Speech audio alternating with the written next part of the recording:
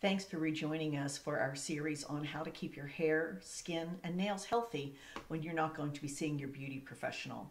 We've talked about color, and I had lots of questions on that, so we are going to revisit a few of those questions that we had. And also, what do we do with our nails? As you can see, mine are gone. I normally have acrylics or gel or something on my nails and have had for the past 25 to 30 years. This is probably the first time they've been naked in many, many years. So I started to let them grow out, gradually buffing the back ridge out that came in and taking them down shorter. And this was my choice of how to go about it. Mine stayed down really well, so I still have a little bit of acrylic left on my tips, which is keeping them strong out there so I don't break them. On most of the rest of them, it's gone. So I found a strengthener. Some of these are hardeners. Some of these are very specifically designed for after you have taken acrylics or gel or something off of your nails, and they're weaker underneath. So it really helps to fortify and strengthen them. So first I buffed them down, took as much off as I could. I like these really soft blocks. They use them, and it's nice to take the little edges away without filing your nail down too much. It takes those little rough spots off. So I use a block next. Then I went in, and this one's called Nail Tech. There's many good ones out there, but you layer them on day after day, and then you can also put your polish on if you like with them. So this is just helping to keep the same thing with our skin and our hair. We're trying to keep it healthy before we get back to our lash people or our hair colorists. So I had a lot of questions on color and the things that we suggested. I also had some phone calls from a good friend of mine, Marie, whose hair is growing in like crazy. She said it's probably 2 inches of gray hair. So she had started out using one of the little powders that I had suggested. And she's now getting to the point where her hair is really grown out, and she said it's just not doing anything. Our hair color gives our hair a little body down at the scalp. But this is great when you have probably less than 2 inches, but you also want to use it at your part. And this is also for, Kitty had a question, and it was on the color.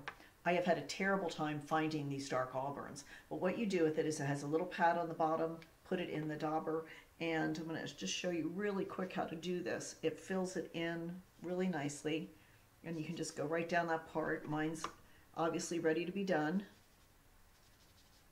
So this is what it looks like when it's done. You go up and down that part, fill in where you can, and it definitely gives you another week or two where you're presentable. Most of us aren't going out very much.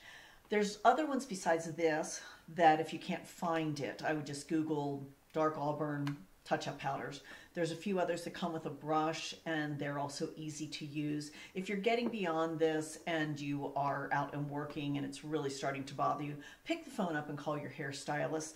They might be able to make a little packet for you to go. Some things like the semi-permanents like Redken Shades or what have you are a good alternative. They're not going to cause a lot of problems down the line for you.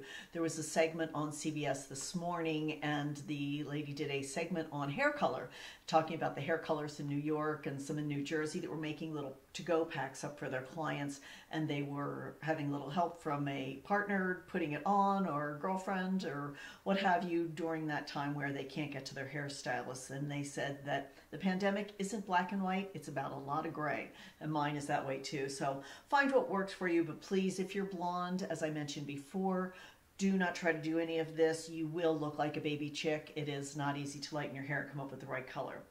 After you get done doing some of these things with your nails and your hair, in the evening, make sure you're putting a little moisturizer on your nails around those cuticle areas, because some of the products might dry them out if you've used acetone or anything to take them off with, so make sure you're moisturizing.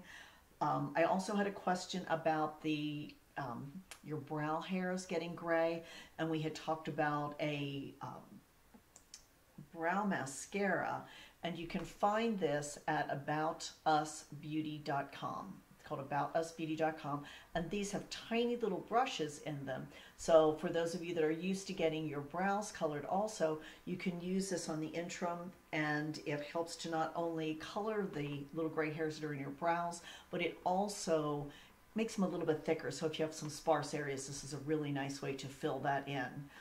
Go to aboutusbeauty.com for Brow Mascara and Divine. Keep your hair, skin, and nails healthy. Be safe.